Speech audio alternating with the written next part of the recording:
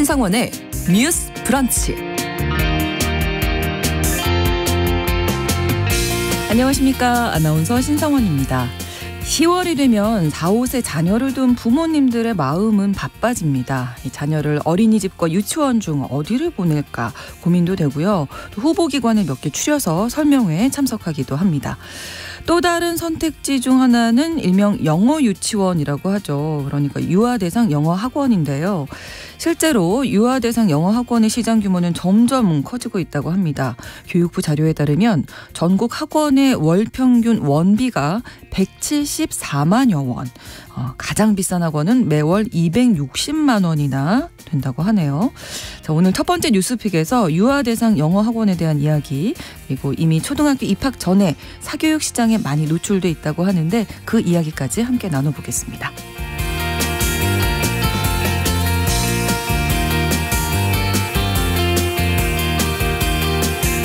지난 4월 누구나 이용할 수 있는 아르바이트 사이트를 통해서 스터디 카페 일자리 면접을 보러 갔다가 성폭행을 당하고 스스로 목숨을 끊은 10대 여성이 있었습니다. 이 가해 남성은 같은 수법으로 여성들을 불러내서 변종 성매매를 요구했다는 사실이 최근 경찰 수사를 통해서 드러났는데요. 이 사건에 대해서 여성 시민단체들 대책위를 구성했고요. 가해 남성에 대해서 특수 강간치사죄를 적용해달라면서 기자회견을 열었습니다. 오늘 서예진의 범죄연구소에서 아르바이트 면접을 보러 갔다가 성범죄에 노출된 피해 여성들에 대한 이야기 나눠보겠습니다. 10월 10일 화요일 신성원의 뉴스 브런치 문을 여겠습니다.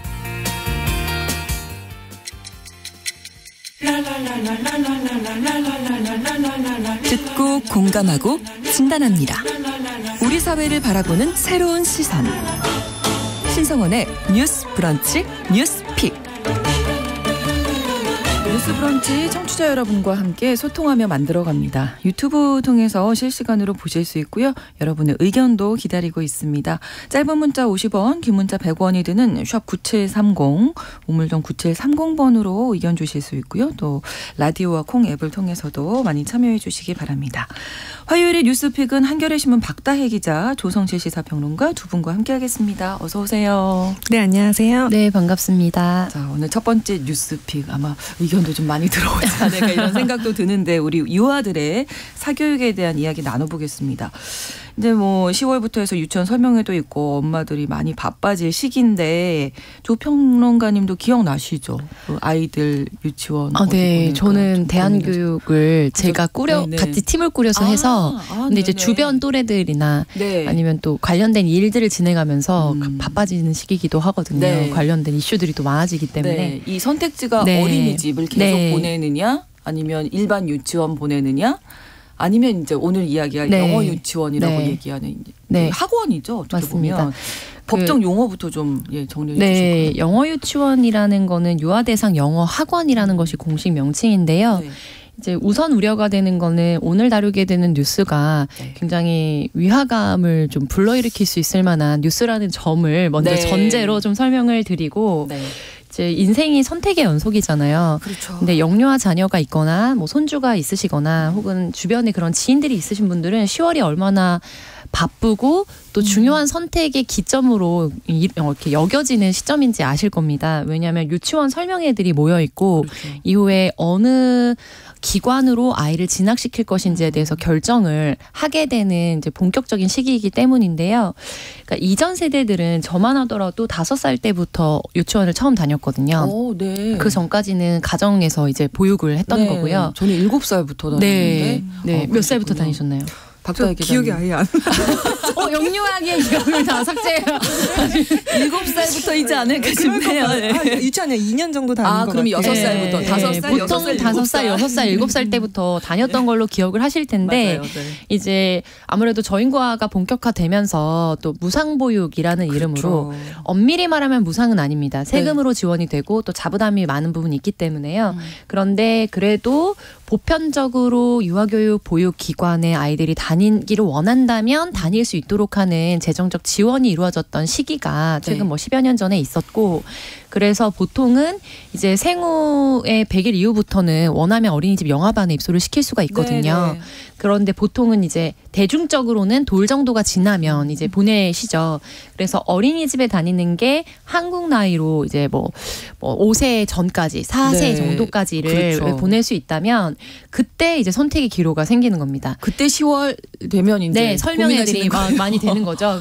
진행이 되고 그래서 어린이집의 연장반이라는 것이 있어서 한국 나이로 5, 6, 7세를 받아주는 반이 있거든요. 네. 그래서 그 기관에 계속적으로 보내다가 학교에 진학을 시킬 것인지 근데 이렇게 되면 보건복지부 산하에 있는 이제 뭐 아동학과를 나오셨거나 보육교사 자격증을 소지하고 계신 선생님들이 이제 보육의 주체가 돼서 아이들을 그렇죠. 돌보게 되는 기관에 머무르게 되는 거고요. 네. 그렇지 않고 기관을 옮기게 되는 경우는 유치원으로 옮겨가는 겁니다. 근데 이 경우부터 이제 학교에 포섭이 그렇죠. 되는 거거든요. 네. 그래서 유아 대상 학교가 되는 거고 유치원은 사범대를 나온 그래서 교원 자격증이 있는 그렇죠. 그런데 여기서도 또 너무 여러 개가 갈려요. 사립유치원에 보낼 것인가 아니면 공립유치원 중에서도 병설유치원에 보낼 것인가 그렇죠. 단설유치원에 보낼 것인가 복잡합니다. 네, 그래서 여기서부터 길을 잃으시면 안 됩니다.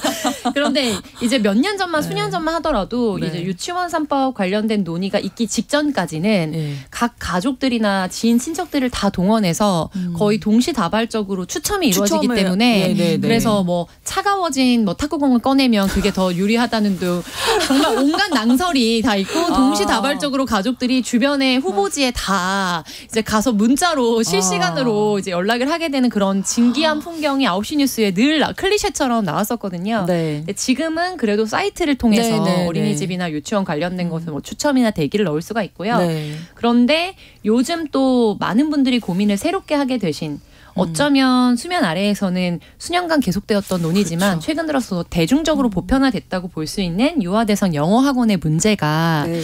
과연 우리 아이가 앞으로 인생을 살아가는 데 있어서 입시의 시발점으로서 중요한 역할을 할 것인가 네. 아니면 내가 다른 친구들은 다 보내는데 우리 아이만 거기에 진입하지 못해서 이후에 입시라든지 혹은 그 이후에 진로까지도 부정적 영향을 미치게 되는 것이 아닌가라는 불안이 시장을 굉장히 잠식하고 있고요. 네, 네. 그런 측면에서 이 유아대상 영어학원이 어떤 곳이고 교육비가 어느 정도 들고 어떻게 신입생을 뽑고 그리고 여기에서 뭐 법적 사각지대에서 어떤 부작용들이 일어나고 있는지에 대한 집중 조명하는 보도들이 뭐 연달아 나오고 있는 상황이라고 보시면 될 것 같습니다. 네. 일단은 교육부 자료를 좀 볼까요? 이런 유아대상 영어학원 저희가 이렇게 정식 명칭이니까 네. 이렇게 얘기를 하겠습니다. 이 월평균 원비가 비싸다고 하는 앞서서 제가 잠깐 말씀은 드렸어요. 박다혜 기자님. 네, 제가 듣고 정말 깜짝 놀랐어요. 한 달에 이렇게 많이 쓰면은 앞으로 초등학교 뭐 고등학교까지 뭐 크게 뭐 공교육 비용은 안 들겠지만 그때도 사교육을 사실 하죠. 하시고 네. 그러면은 이걸 감당할 수 있는 가정이 얼마나 될까 약간 그런 생각을 했는데 그 김영호 민주당 의원실에서 이제 교육부에서 그 자료를 받아서 한번 통계를 내봤어요. 네. 근데 올해 3월 기준이고요. 이제 전국 847곳에 반일제 이상, 그러니까 주 5회 매일 5시간 이상 교습을 하는 영유아 영어 학원의 이제 학원비가 어느 정도 되나 네.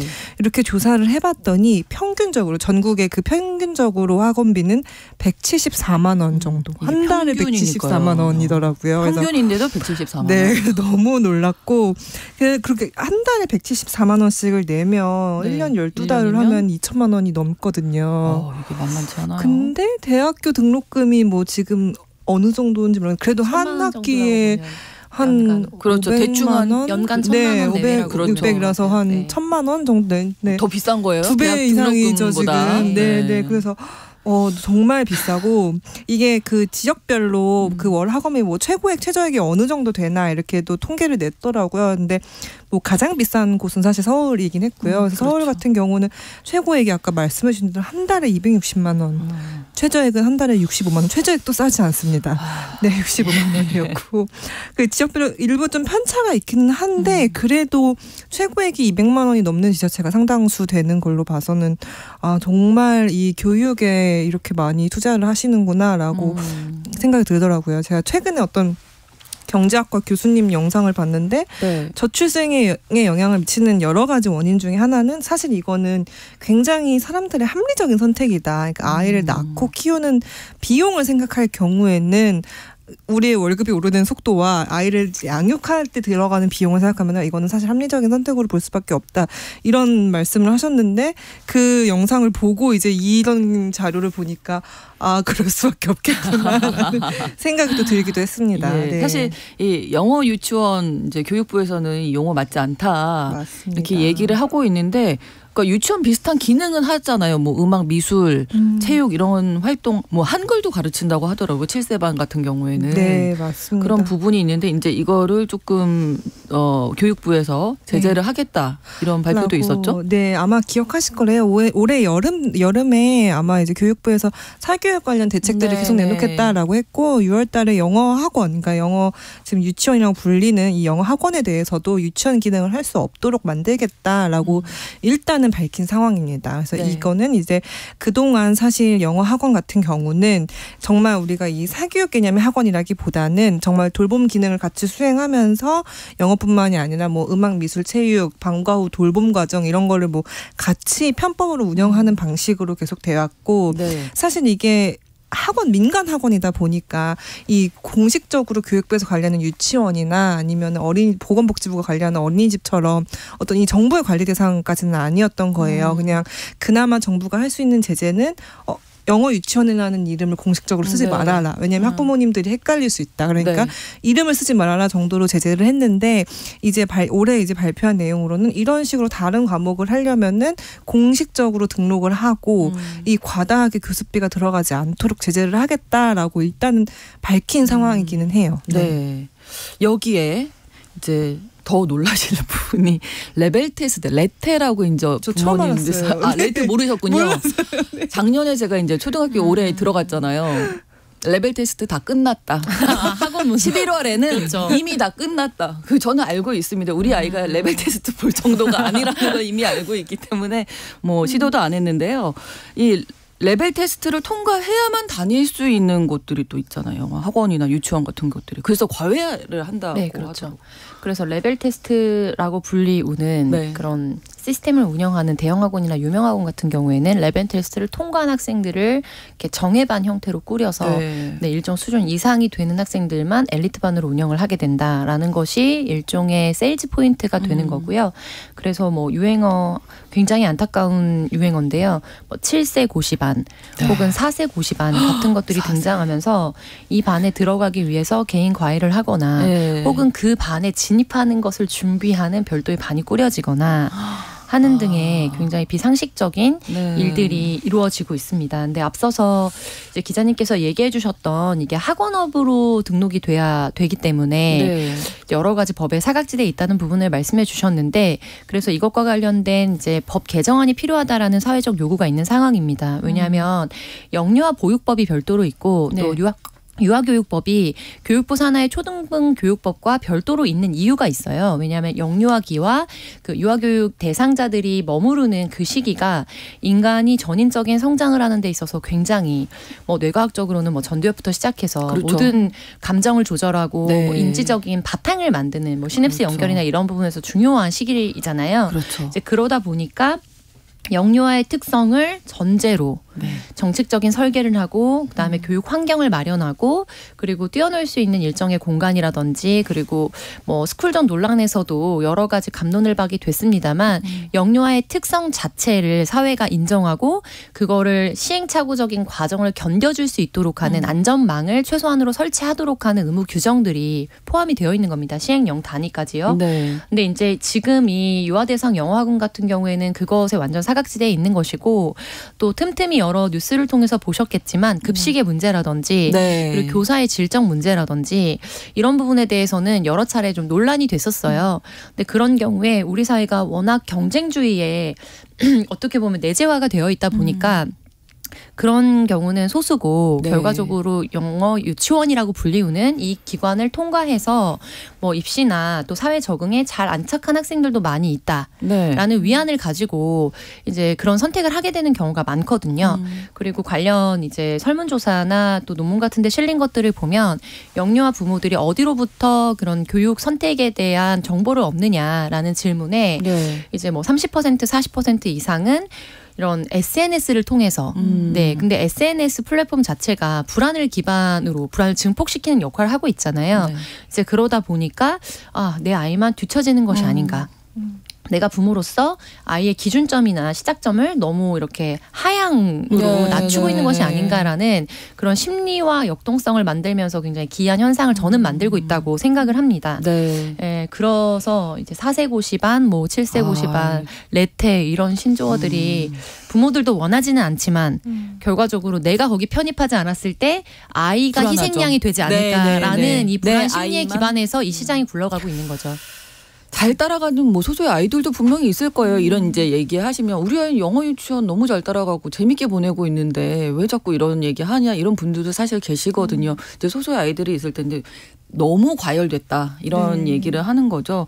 아이들 정서 발달에 일단은 좀 영향이 있지 않을까 이런 여러 가지 얘기들이 나오더라고요. 네, 맞습니다. 그 방금 또 설명을 들으면서 정말 이거는 한국적인 현상이다라는 생각을 되게 많이 했어요. 한국이란 나라 자체가 경제 발전을 하면서 이 사람을 어떻게든 발달시켜서 이거를 토대로 성장한 나라이다 보니 여전히 저희가 지난주에 의대 입시 관련해서 짚은 것처럼 이제 이 영어를 시키지 않으면 안 될 것 같다는 그 불안함에 사실 근데 그 부모의 불안함이 아이들한테 분명 전가가 될 거거든요. 네. 그리고 이렇게 영어를 조기에 시작한다고 해서 그게 정말 그 아이의 언어 발달에 실질적으로 효용을 미치느냐 또 아직은 저는 물음표라고 생각을 하거든요. 왜냐하면은 주변에 아이 키우시는 분들한테 아이가 영어를 배우기에는 혹은 제2 외국어를 배우기에는 이 나이가 가장 좋다더라 하는 게 여쭤보면 다 달라요. 다 다른데 이게 매년 하나씩 낮춰지고 있는 것 같아요. 그러다 보니까 이 4세 고시라는 말이 나올 정도로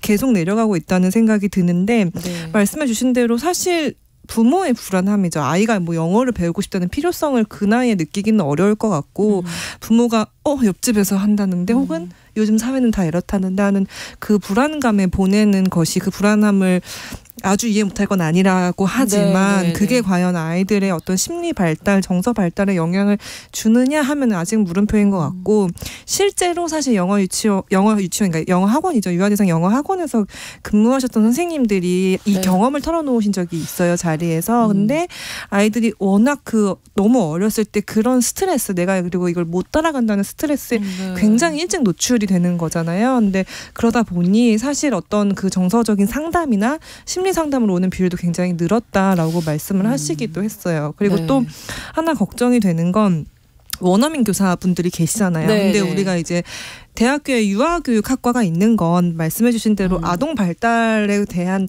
굉장히 어떤 전문적인 학습을 필요로 하는 게 분명히 있기 때문에 대학교에서 유아교육학과를 따로 만들어 놓은 거고 유치원이나 어린이집에서는 그거에 대해 교사 자격증을 사실 부여를 하는 건데 사설 학원이고 거기에 오는 원어민 강사는 사실 뭐 일부가 그렇겠지만 그러니까 모든 그 자격이 다 담보되는 건 아니거든요. 자격을 갖추지 않아도 상관없고 내가 영어를 할 줄 아는 사람이면 내가 별도로 뭐 아동 발달에 대한 과정이나 뭐 유아 뭐 교육 이거를 전공하지 않아도 상관이 없기 때문에 실제로 모든 곳이 그런 건 아니겠지만 그 아이들이 필요한 거는 어떤 이 언어뿐만이 아니라 그 발달하면서 필요한 여러 가지 그 과정들을 같이 뒷받침해 줘야 되는데 원어민 강사는 사실 그게 어렵다는 거예요. 그래서 좀 이런 점들도 그러니까 학부모님들이 불안하기 전에 이런 정보도 충분히 좀 알고 고민하시면 좋겠다라는 생각이 좀 들기도 합니다. 네.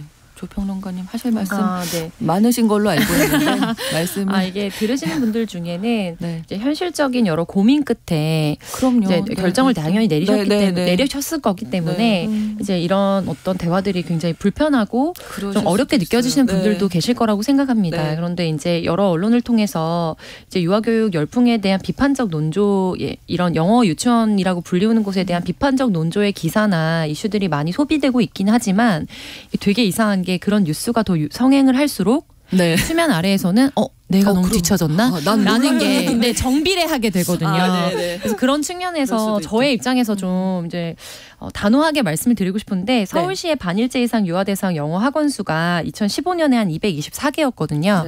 이게 서울시만 기준입니다. 근데 2022년 기준으로 329개예요. 근데 반일제 이상이라는 건 최소 4시간 이상을 아이들이 머무르는 곳이라는 거고요. 평균 이제 인지학습을 하는 시간이 5시간 뭐 내외였고 이 중에 뭐 놀이활동이나 이런 보육활동 활동이 한두 시간 포함된다 하더라도 최소 3-4시간 이상 아이들이 몰두해서 계속 외국어나 외국어를 중심으로 한 인지 교육을 선행적으로 하게 된다는 거죠. 그렇죠. 근데 이게 비용의 문제는 차치하고서라도 저는 이게 자기 혐오의 근원이 된다고 생각하거든요. 실제로 영유아 발달이나 심리 상담을 하시는 분들이 이제 최근 늘어나고 있는 소아청소년 환자들에 대한 이 트렌드도 이게 중장기적으로 펼쳐봤을 때 무관하지 않을 것이다라고 이제 추측하시거나 주장하시는 분들이 많이 계시고요. 저도 거기에 동의하고요.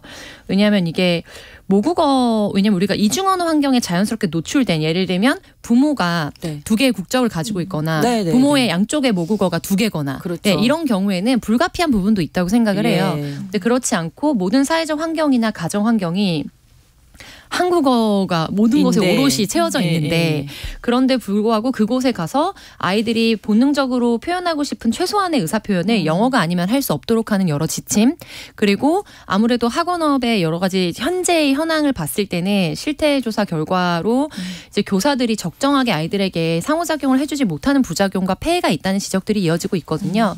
그러다 보니까 원하는 말은 할 수 없고 자기가 영어로 표현할 수 있는 의사표현 중심으로 대화를 하게 되는 거죠. 네네. 버티는 거죠. 보면. 그런데 언어라는 것의 본질적인 기능은 단순히 파파고에 넣었을 때 이제 주어와 이제 수어의 상태가 맞으면 거의 99%, 95% 이상 번역을 해주거든요. 그런 피상적인 단위가 아니라고 생각합니다. 그렇죠. 네, 정말로 내가 불편한 감정을 느꼈을 때 이것이 어디로부터 시작됐는지를 보고 그것을 언어로 구현해내는 능력, 그 단계를 거쳐야 되는 거거든요. 근데 그 과정을 어른들이 여러 가지 보기값이라고 생각할 수 있는, 아이가 표현하지 못했을 때 이런 거야 혹은 저런 거야 아니면 다른 거야 라면서 아이가 자기가 표현할 수 있는 언어의 총량을 늘려가야 이후에 외국어를 학습했을 때에도 상대와 의사소통을 할 수 있는 겁니다.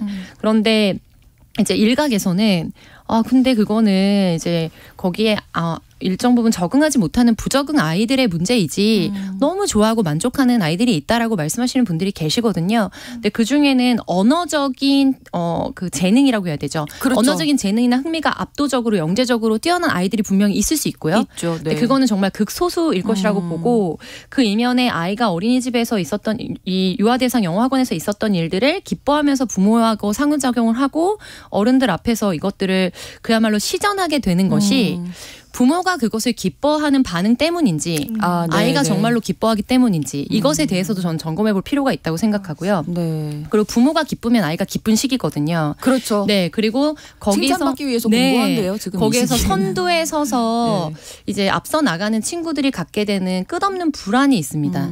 네. 떨어지면 그리고 안 모국어에 된다. 대한 혐오와 열패감. 그래서 이것들이 지금 10대에 우리가 전체 자살률 수치는 그래도 좀 소강하는 상태를 보이지만 10대 자살률이나 우울증은 정말 증폭하고 있거든요. 그래서 그런 추세들과도 저는 맞물려서 지금 이루어지고 있다. 그래서 이런 측면에서 법제적으로 최소한 영유아 대상으로 이 신입생을 받는 단일제 이상의 영어 학원의 경우에는 영유아의 특성이나 이런 부분을 정서적 발달을 저해하지 않을 정도의 최소값을 설정해주는 이제 기준이 필요하다라고 생각하는 편입니다. 그러니까 공교육에서 좀 채워줬으면 좋겠다. 엄마들이 그런 얘기도 하거든요. 그렇지 않으면 잘 되면 뭐 유치원에서 영어 교육을 잘하면 뭐 안 보내도 되지 않은 뭐 이런 얘기들에 대해서는 어떻게 보세요? 저는 근데 그러니까 사실 그러니까 입시제도 전반에 대한 손재를 같이 있어야 될 거고 말씀하신 대로 공교육 얘기하다 보면 그렇죠. 맞아요. 커지죠. 일자리까지. 공교육에 대한 정상화가 필요하긴 한데 이거 너무 큰 이슈라서 그렇죠. 사실은 막 어떻게 진짜 있으면 좋겠어요. 어떤 요술방망이처럼 있어서 톡 건드리면 문제가 톡 하고 해결되는 그런 게 있으면 좋겠는데 현실적으로 그게 어렵다 보니까 좀 안타까운 부분이 분명히 있는 것 같고요. 다만 평론가님께서 앞서서 이제 짚어주신 대로 사실 그 부모님들이 그렇게 투자를 하시는 것만큼 아이가 정말 행복하고 건강하게 자랄 수 있는 것과 직결되는 것이냐 하면은 거기는 사실 굉장히 많은 교육학자분들이나 그 전문가분들도 물음표를 표시하고 있다는 점, 이런 점은 좀 기억할 필요가 있을 것 같고, 제가 뭐 아이를 가르치는 전문가도 아니고 뭐 아나운서님만큼 한글의 전문가도 아니지만 한글을 잘하고 모국어를 잘해야 영어를 잘하더라고요. 그런 얘기도 또 많이 있죠. 그래서 그게 좀 먼저 선행돼야 되지 않나라는 생각도 해봅니다. 잠시 후에 이야기 계속 이어가겠습니다. 11시 30분부터 일부 지역에서 해당 지역 방송 보내드립니다.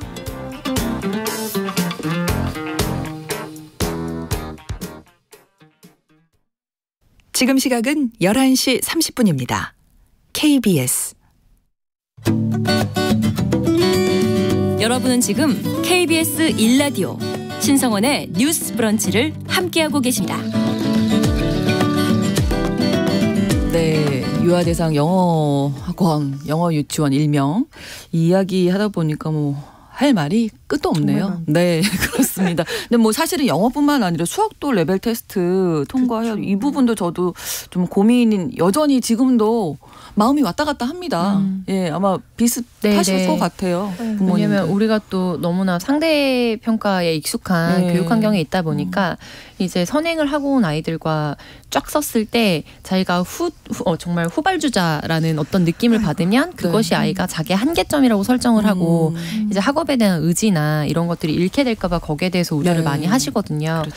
그래서 이런 부분에 대한 이제 개선을 얘기하자면 사실 뭐 교육이라든지 입시라든지 나아가서는 직업 선택에 있어서 우리가 너무나 이제 정말 계급 재생산이라고 할 수밖에 없는 수준의 지금 소수의 사실 이 모든 것들이 의대반이라든지 특목고를 진학하기 위한 일종의 그 과정으로 설정이 되는 거거든요. 영어 수학 먼저 끝내놓고 초중 저학년 때 그래서 그렇게 얘기 많이 하시더라고요. 입시를 준비해야 된다. 네, 그래서 영어는 초등 입학 전에 영어에서 끝내놓고 수학을 때 수학 끝내고 중고등학교 수학까지를 다 끝내야 중학교에 들어갔을 때 사회와 과학이나 기타 입시 과목들을 할 수 있기 때문에 그래야 사실은 원하는 대학에 갈 수 있다라는 것이 통설처럼 좀 여겨지는 시대를 우리가 살고 있습니다. 근데 아이들을 보면 인지 발달상 그거를 이해를 할까? 저는 이 생각이 또 그 머리에 다 들어올까요? 이해를 하고 문제를 풀어낼까? 그래서 반복 학습을 하게 되면 그거에 대한 깊이 있는 개념적 연계가 머릿속에서 이루어지진 않더라도 이제 예를 들면 어떤 코드가 나왔을 때 그거는 무슨 개념과 연결되는 거기 때문에 알고리즘에 따라서 문제를 산술적으로 풀게 되기는 한다고 하더라고요. 현장에서 가르치는 선생님들을 보면.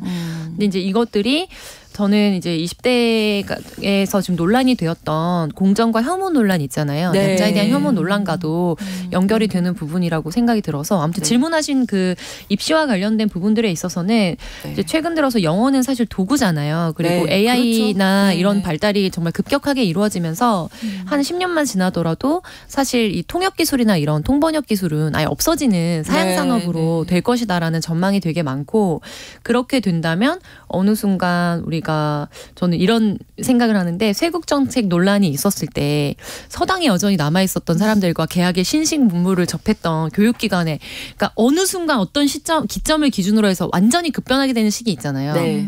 그것이 사실 지금 영어 교육에 몰입하고 있는 이 세대가 허망하게 좀 맞이하게 되는 어떤 시점이 오게 되지 않을까라는 좀 희망을 가지고자 하는 전망을 좀 가지고 있는 편이고요. 이제 그런 부분에서 입시 제도 그리고 교육 제도와 관련해서는 여전히 시민단체 등에서 또 활동을 하고 계신 단체들도 있고 또 긍정적으로 볼 만한 부분도 아예 없진 않습니다. 되게 미미하지만 변화가 있긴 있고요.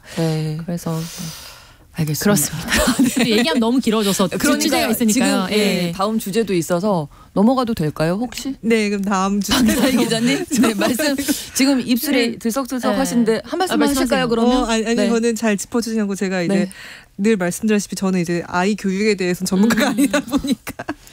저도 전문가는 아니에요. 저도 아닙니다. 사례가 적잖아요. 그렇죠. 근데 저는 앞서 이제 짚어주신 것 중에 그게 되게 공감이 됐어요. 이제 사실 그 교육이 어떤 계급 재생산의 도구로 활용이 되고 실제로 그러니까 소위 말하는 좋은 대학교, 좋은 뭐 의대 이렇게 간 친구들은 내가 어렸을 때부터 내가 너무 희생하고 내가 너무 고생했기 때문에 여기에 대한 보상을 받아야 되는 심리가 굉장히 강하고 그렇게 고생해서 내가 얻어낸 거라고 생각을 하거든요. 그렇기 때문에 차별도 되게 정당하다고 사실 많이 생각을 해서 이게 다 결국 이 고리가 이어지는구나라는 생각을 말씀을 들으면서 해서 이걸 어디서부터 바로 잡을 수 있을까 그런 생각을 좀 했습니다. 네. 근데 다자녀 기르시는 분들은 공감하실 텐데 이제 큰아이를 낳고 둘째를 낳게 되면 모든 게 큰아이 손을 거친 경우가 많거든요. 그렇죠. 그럼 이제 굉장히 보수적인 큰아이와 그것을 쟁취하고자 해서 어쨌든 설득해내야 하는 과제를 가진 둘째 아이를 직면하게 됩니다. 가정에서. 근데 그럴 때 이제 아이와 대화하면서 인간의 좀 본성적인 부분이 있구나라는 생각을 좀 많이 하게 되고 근데 차별과 관련된 이제 그 일러스트 중에 가장 유명한 게 이렇게 키가 다른 사람들이 어떤 창문 같은 걸 보고 경기장을 보고 있을 때 밑에 적어도 같은 눈높이에서 볼 수 있도록 받침을 맞춰주는 그 일러스트가 굉장히 유명한 일러스트가 있거든요.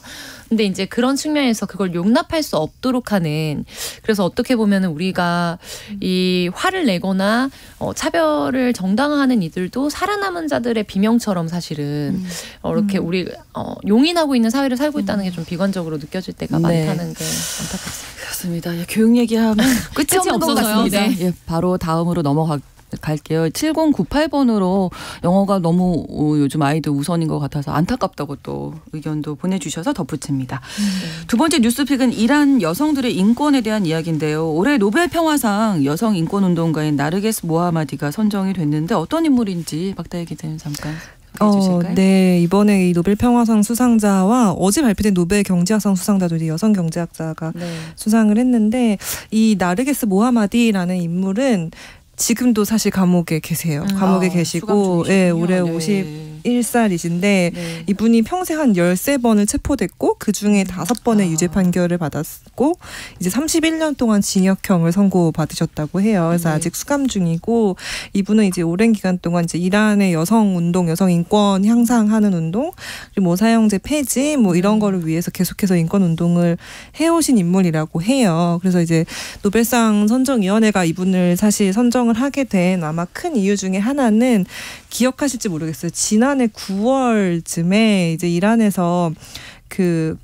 히잡을 제대로 쓰지 않았다고 해서 이제 그 경찰에 이제 체포가 됐는데 그 어떤 이유도 잘 드러나지 않은 채 이제 돌아가신 경우가 있어가지고 그 아미니라고 하는 그분이 여성분이 이제 돌아가셔가지고 그 이후에 1년 넘게 이란에서는 이제 여성들 그리고 이제 일부 남성들도 같이 히잡의 그 자유에 대한 시위를 하고 있거든요. 그래서 이제 이 여성에 대한 성평등 그리고 국민에 대한 억압 이런 거에 대해서 좀 자유를 달라라고 이제 하는 운동들이 이루어지고 있는데 아마 이 운동에 대한 어떤 그 세계 사회의 주목도도 좀 높이기 위해서 이런 점까지 좀 고려해서 이제 노벨 평화상 수상자로 선정이 된 것 아닌가라는 이런 배경 해석이 나오고 사실 안타까운 거는 지금 이란뿐만이 아니라 너무 아시다시피 지금 이스라엘과 팔레스타인에서 격렬한 전쟁이 벌어지고 있는데 뉴스를 보셨겠지만 그 과정에서도 계속해서 이제 여성과 아이들이 희생되는 부분이 있어서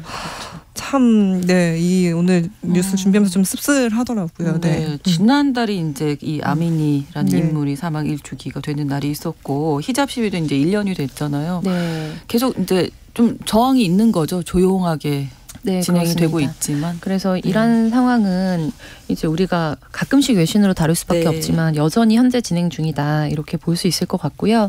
이와 관련해서 현재 이제 모하마디 같은 경우에 본인이 옥중에 이제 수감이 되어 있는 상황이기 때문에 가족들은 망명을 해 있는 상황이거든요, 유럽으로. 근데 그분들이 이제 SNS를 통해서 대리 수상 소감을 좀 전했습니다. 그래서 민주주의, 자유, 평등을 위한 노력을 멈추지 않겠다. 그래서 나의 활동에 대해 국제적인 지지와 인정을 받은 덕분에 더 단호해지고 책임감을 느끼면서 더 열정적이고 더 희망을 품게 됐다. 이번 수상으로 인해 변화를 위한 이란인의 투쟁이 더 강해지고 조직화되기를 바란다. 그래서 이란의 용감한 어머니들과 함께 여성이 해방될 때까지 억압적인 이란 정부의 차별과 폭정, 탄압에 맞서 싸우겠다. 이렇게 수상 소감을 발표한 바 있습니다. 저는 인상적이었던 거는 지난 6월이죠. 이제 수상이 확정되기 전이죠. 그때 뉴욕타임스와 이제 인터뷰를 가족들을 통해서 한 적이 있었는데 감옥의 벽이 매우 높아서 내 시야를 막는다고 해도 나는 그 너머에 있는 지평선과 미래를 보고 있습니다. 라는 발언을 하신 적이 있거든요. 그리고 자녀가 이제 성년이 되기 직전에 사춘기를 지나고 있는 2명의 자녀가 있는데 또 자녀를 둔 동일한 입장의 어머니로서 이제 자신이 세계 평화와 또 이란의 자유를 위해서 싸우면서 또 가족들과 떨어져서 겪어야 되는 고충 이런 것들이 좀 감히 어느 정도 얼마일까 이런 짐작을 좀 해보게 됐습니다. 그래서 이제 앞으로 또 이란 여성들의 인권 사실 최근에도 이게 이제 작년에 1년 전에 있었던 일인데 비슷한 일이 또 벌어져서 이번 달에 있었어요. 이번 달에도 10대 소녀였는데 히잡을 쓰지 않았다는 이유로 이제 그 이단의 도덕 경찰, 뭐 윤리 경찰 혹은 도덕 경찰이라고 부를 텐데 그 네. 경찰이 이제 폭행 당한 걸로 추정이 되고 그래서 지금 혼수 상태에 빠져 있는 소녀가 있어요. 근데 옛날에 마치 그냥 70년대 한국 사회에서 미니스커트 단속하던 그게 사실 도대체 히잡이 뭐길래? 네, 났는데 이게 네. 히잡 자체가 어쨌든 그 여성을 사실 억압하는 그런 도구로서 그 상징으로서 지금 작용을 하고 있는 것 같고 말씀해 주신 대로 이번 그 수상자는 수감돼 있음에도 불구하고 안에서도 이렇게 그 수감자들을 대상으로 어떤 이런 시민권에 대한 교육도 계속하고 계시다고 해요. 그래서 네, 아무쪼록 이란과 이 중동 자체의 상황이 조금 더 나아졌으면 하는 그런 바람도 있고 제가 앞서 살짝 언급을 했는데 그 사실 노벨상 수상자들 중에 여성이 진짜 거의 없어요.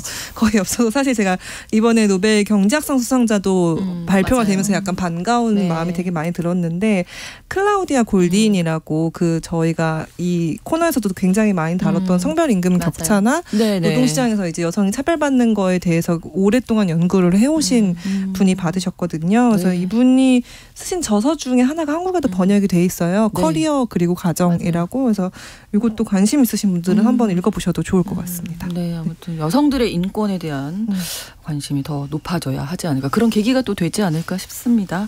화요일의 뉴스픽 한겨레 신문 박다혜 기자, 조성실 시사평론가 두 분과 함께 이야기 나눴습니다. 오늘 고맙습니다. 감사합니다.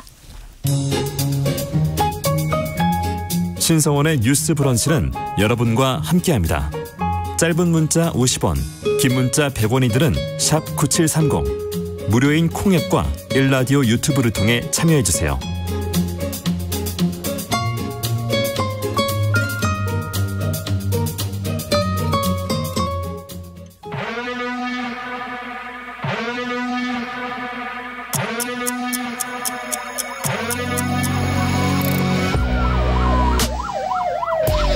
범죄를 통해 우리 사회의 이면을 살펴본다. 뉴스 브런치 서혜진의 범죄연구소. 우리 사회에서 벌어지는 범죄를 통해 세상의 이면을 살펴봅니다. 그리고 더 나은 사회로 가기 위해서 연구합니다. 서혜진의 범죄연구소, 오늘도 서혜진 변호사와 함께하겠습니다. 어서 오세요. 네, 안녕하세요. 네, 저희가 앞서서 너무 많은 이야기를 나눴는데 서혜진 변호사님도 2학년인가요? 이제? 네, 예. 맞아요. 첫째 저희 다 엄마들이기 때문에 네, 밖에서 내가 너무 열심히 들으셨다고. 볼륨을 높여서 너무 열심히 들었습니다. 네, 교육 문제 얘기하려니까 끝이 없네요. 네.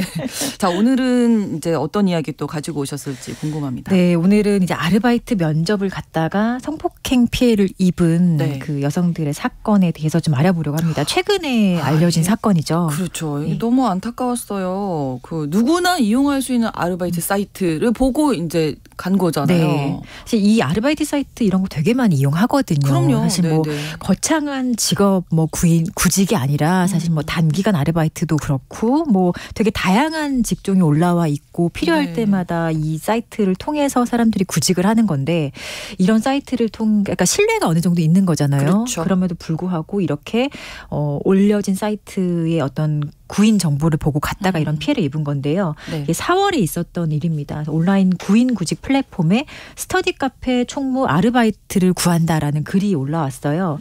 이 글을 보고 이제 많은 여성들이 면접을 보러 갑니다. 면접을 보러 갔더니 이 면접자가 근데 더 좋은 일자리가 있다 이렇게 얘기를 하면서 인근의 어떤 변종 성매매 업소로 유인을 하거든요. 그리고 실제로 이들 중에 여성들 몇 명을 성매매 업소로 데려가서 뭐 실습을 해보겠다 이런 말도 안 되는 얘기를 하면서 성폭행하기도 하고 강제추행하기도 했다고 합니다. 그래서 이 사건이 좀 알려지고 나서 경찰이 좀 조사를 해보니까 피해자를 한 6명 정도로 특정을 했고요. 근데 참 안타까운 것이 이 중에 한 명의 피해자는 이 피해 사실을 가족에게 털어놓지도 못한 상태로 이 사건 때문에 성병에 걸린 거를 확인을 했거든요. 성병 검사 결과가 나온 날 그때 이제 극단적인 선택을 했다라는 것으로 알려져서 사실 피해자가 사망한 사건이에요.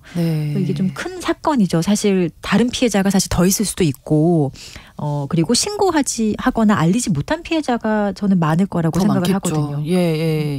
그러니까 피해자가 된 고인 같은 경우에 가해자가 이제 상상을 해보면 그 상황을 돈을 벌기 위해서 아르바이트 구하러 갔고 스터디 카페 총무라고 하니까 이거 괜찮겠다 해서 만난 거 아니에요. 네. 근데 어디로 갔다. 그래서 어떻게 하겠어요. 뭐 빠져나올 수도 없고 얼마나 공포스러웠을지. 여기 좀 의심스러운 것이 공범이 좀 있었다라고 지금 피해자 뭐 지원하는 단체에서도 주장을 하고 있는데 2명의 공범이 있었다. 왜냐하면 이 공범들이 일단은 이 변종 성매매 업소로 갔을 때 출입문을 지키고 있어서 여성을 못 나가게 했다라는 주장을 계속 하고 있는데 이 부분은 경찰에서 좀 확인이 되지 못했던 것 같아요. 왜냐하면은 이 2명과 이 가해자와 공범 관계를 확인하지 못했다라고 일단 중간 수사 결과가 그렇게 얘기를 하고 있는데 뭐 이 가해자는 사실 지금 구속이 되어 있긴 하거든요. 근데 이 직접적인 가해자와 이 2명의 공범 사이에 어떤 뭐 금전적인 거래라든지 이런 것을 확인하지 못했고 공범 관계로 보기는 어렵다라고 판단을 한 것 같은데 사실상 만약에 지켜보고 있었다 그리고 못 나가게 했다라는 부분이 조금 더 규명이 된다면 이거는 사실 공범으로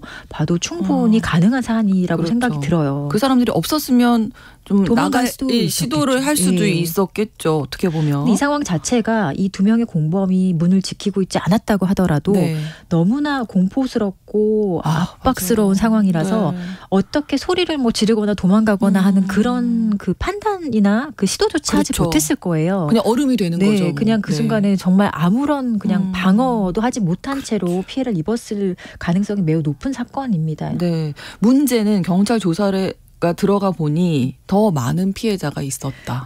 지금 거잖아요. 어쨌든 경찰 조사를 해보니 뭐 이렇게 같은 수법으로 여성들을 유인하고 폭행하고 하는 것이 한 뭐 6건 정도를 확인을 했다라고 하는데 2명이 미성년자예요. 심지어 2명이 미성년자로 밝혀졌고 그리고 경찰이 확인하지 못한 사례 중에 지금 온라인 커뮤니티를 중심으로 나도 이 사이트를 통해서 여기 갔는데 장소가 여기 맞는 것 같다라고 하면서 자신도 유사한 피해를 입었다라는 그런 피해 사실에 대한 그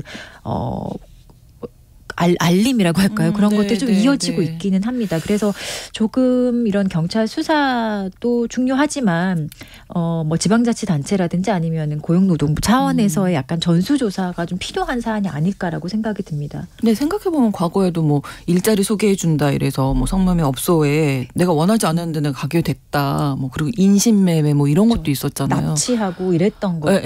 그게 사실 되게 현대적인 방식으로 변화한 것뿐이지 사실 그 본질은 똑같은 것 같거든요. 그 세월이 이렇게 지났는데도 계속 반복되는 거잖아요. 그러니까 과거에 우리가 뭐 이제 그런 일이 있겠어라고 생각을 하지만 여전히 지금 너무 쉽게 온라인을 통해서 이런 일이 벌어지고 있고 온라인을 기반으로 해서 실제로 이제 오프라인으로 유인을 하는 거잖아요. 근데 이게 아무런 정보가 없는 사실 구직자 입장에서는 일단은 일을 해야 할 상황이 정말 그 절실하거나 아니면 꼭 지금 내가 이 아르바이트를 해야겠다라는 그런 상황에 놓여진 사람이라면 되게 취약한 처지에 있는 거잖아요.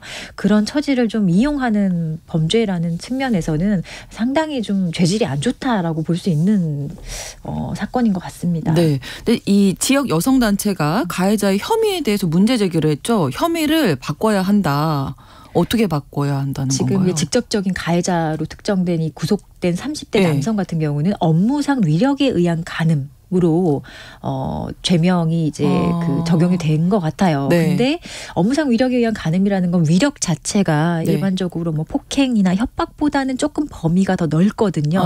어떤 뭐 직접적인 고용 관계가 있지는 않아도 이런 식으로 뭐 어떤 사실상의 뭐 구직자와 뭐 구인자와의 관계도 일시적인 관계도 업무상 관계로 보고 있고 그 상황에서의 조금 어떤 뭐 위세라든지 뭐 위력에는 뭐 경제적인 거, 정치적인 거, 사회적인 거 다 포함하거든요. 그러니까 뭐 직접적인 폭행이나 협박 이 정도보다는 더 넓은 범위인데 문제는 이 형량, 이 업무상 위력에 의한 간음죄의 형량이 일반적인 뭐 강간이나 뭐 특수강간 이런 거보다는 사실 상대적으로 매우 낮아요. 그리고 이 사건에서는 피해자 한 명이 지금 사망했잖아요. 그리고 그 사망에 있어서 가장 이제 결정적인 원인이 이 피해 사실이란 말이에요. 강간 피해를 당했고 그로 인해서 성병까지 감염이 되었기 때문에 결국에 자살을 한 것이다. 그렇기 때문에 이거는 단순한 어떤 업무상 위력에 의한 간음이 아니라 이 상황은 거의 협박의 상황이다. 위력을 넘어선 협박의 상황이고 피해자가 사망했기 때문에 최소한 특수강간 치사 또는 최소 그 이제 상해까지 특수강간치상. 특수강간치상 또는 특수강간치사 정도는 돼야 된다는 주장을 하고 있습니다. 그러니까 최소한의 범위는 일단 상해를 입혔기 때문에 그렇죠. 특수강간치상 정도는 돼야 되는 거 아니냐라는 주장을 하는 거거든요. 네, 특수강간치사는 더 높겠죠? 예, 훨씬 형량이. 높아요. 네. 특수강간 같은 경우는 이제 형법이 아니라 성폭력 처벌법에 규정이 되어 있고요. 특수강간치사 같은 경우는 무기징역 또는 7년 이상의 징역이고, 그렇군요. 예, 그러니까 좀 형량이 높습니다. 치상도 7년 이상, 뭐 치사 같은 경우는 10년 이상이에요. 그래서 이 정도 공범이기 때문에 또 이게 여러 명이 합동했다고 이제 이 단체들은 주장을 하는 거거든요. 네. 근데 이게 좀 맥락을 더 잘 살펴봐야 필요가 있을 것 같아요. 이렇게 뭐 금전적인 거래가 없어서 공범관계 보기 어렵다 이렇게 보기는 좀 어려울 것 같고요. 네. 사실 이런 변종 성매매의 그 금전 거래는 파악하기 어려운 방식으로 그렇죠. 거래를 하거든요. 네, 네. 그래서 단순히 지금 공범자 2명은 성범죄 혐의가 아니라 그냥 직업안정법 위반 혐의 이렇게 지금 검찰로 송치되어 있는 상황이에요. 근데 이 공범자도 좀 성범죄에 관여한 혐의가 좀 규명되어야 될 것 같아요. 그렇죠. 검찰 수사 과정에서. 네, 네. 그래서 뭐 더불어서 전수조사도 필요하다. 여기에서 끝나지 않았을 것이다. 네. 이렇게 보는 거죠, 이 단체가. 네, 아까 제가 언급했다시피 네. 유사한 피해 경험이 좀 온라인 커뮤니티 중심으로 이어지고 있는 중이고요. 네. 그리고 사건 특성상 만약에 피해 사실이 뭐 상대적으로 뭐 폭력까지 이어지지 않은 정도라면은 또 신고를 안 했을 가능성도 있고요. 그렇죠. 그리고 일단 이 상황 자체가 상당히 그 어떤 위력의 상황인 거는 너무 맞잖아요. 그렇죠. 네. 그리고 이 사람들의 어떤 그 권세라든지 어떤 뭐 고압적인 모습을 봤다면 일단 보복 같은 것이 두려워서 직접적으로 자기가 입은 피해를 제대로 알리고 있지 못한 피해자가 많을 수도 있어요. 그래서 이건 가장 정확하게 이 사이트를 통해서 어떤 사람들 몇 명이 이 사람들의 그 올려놓은 그 정보를 보고 여기를 찾아갔느냐 이런 것들을 좀 확인할 필요가 있는데 이게 어느 정도까지 이루어진지는 사실 잘 모르겠거든요. 네. 근데 뭐 비단 이 부산 스터디 카페 사건뿐만 아니라 전국적으로 저는 이런 사건이 많이 있을 것 같기도 합니다. 그렇죠. 네. 그리고 최근에 보면 비단 뭐 이렇게 직접적으로 성폭력 피해를 입은 사건 은 아니지만 뭐 면접을 가장해서 상당히 어떤 성희롱성 발언을 한다든지 아니면은 좀 그와 유사한 방식으로 면접자에게 피해를 주는 그런 식의 그 범죄가 좀 늘어나고 있거든요. 그래서 그런 부분에 대해서도 좀 강력한 제재라든지 이런 것들이 필요할 것 같아요. 네. 근데 이제 다시 생각을 해보면 아르바이트 플랫폼에 이제 올린 글 자체가 애초에 허위였던 거잖아요. 그렇죠. 스터디 카페 총무를 구하는 게 아니었는데 사업주가 이렇게 허위 글을 올릴 때 아니면 정말 이 일을 하는 사업주가 맞는지 뭐 이런 등등의 여부를 이 플랫폼 자체에서 좀 일단 한번 걸러야 되는 게 아닌가. 네. 그래서 작년 12월에 그 직업안정법 시행령이 개정이 되면서 그 직업정보 제공 사업자 플랫폼을 얘기하는 거거든요. 좀 사업자 등록증을 제대로 확인하고 정말로 제대로 된 사업자 등록을 마쳤을 때 그때 이제 그 구인 광고가 노출될 수 있도록 하라 이렇게 좀 강화됐다고는 하는데요. 그리고 뭐 일단 개인이 이럼에도 불구하고 거짓으로 구인 광고하거나 거짓으로 어떤 구인 조건을 제시했다라고 하면은 직업안정법에 따라서 처벌받기는 합니다. 그런데 이 사업자 등록증만으로는 사실 이 사람이 진짜 이 사업을 하고 있는지 그리고 정말 이 사업에 관련한 사람을 찾고 있는 건지 알 수가 없거든요. 예를 들어 변종 성매매 업소 중에 대표적인 대표적인 업소 하나 같은 경우는 그 사업자 등록의 그 범주로는 전기통신 사업법 뭐 이런 사업자 이렇게 돼 있거든요. 근데 그렇게만 사실 올려놓으면 모르죠 뭐. 플랫폼 입장에서 모르는 거예요. 그리고 이렇게 뭐 국세청에서도 이렇게 신고가 올라가면 이거는 그냥 뭐 세무 거래를 올바르게 하기 위해서 사업자 등록만 하는 것이지 그 이상의 것은 사실을 규제하기 되게 어렵거든요. 그래서 이거는 플랫폼 차원에서 좀 자체적으로 조금 더 어떤 그 검증 과정을 강화해야 될 필요가 있습니다. 그래서 지금도 뭐 AI 검수, 뭐 키워드 검수 이런 것들을 하고 있는다고 하는데 다 피할 것 같은데요, 제 생각에는. 네, 사실 마음 먹으면은 이런 것들을 다 피할 수 있는 구조인 것 같긴 하더라고요. 그렇다고 아르바이트를 구하지 않을 수도 없고 아르바이트 구하려는 분들 어떤 점 조심해야 할지 끝으로. 그래서 모르겠어요. 이게 사실 조심해서 하라고 하면은 정말 너무 끝도 없는데 사실 그러니까요. 이런 행동을 하지 말아야겠죠. 이런 네. 식으로 거짓 구인 광고 하거나 특히 성매매 관련된 업종의 어떤 종사하게 할 목적으로 이런 식으로 구인 광고 올리는 거는 직업안정법에서 더 강하게 처벌하고 있거든요. 네. 일단은 이런 식으로 허위의 구인 광고 그리고 구인 조건에 대한 허위 정보를 게시하는 것들은 정말 처벌받는 범죄라는 것을 인식해야 할 것 같습니다.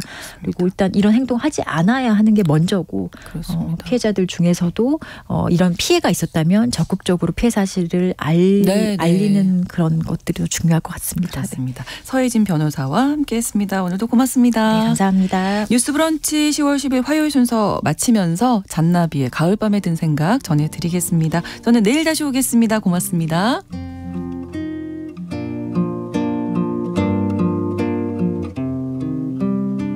머나먼 별빛 저 별에서도 노래를 부르는 사랑 살겠지. 밤이면 오손도손 그리운 것들 모아서 노래를 지어 부르겠지. 새까만 밤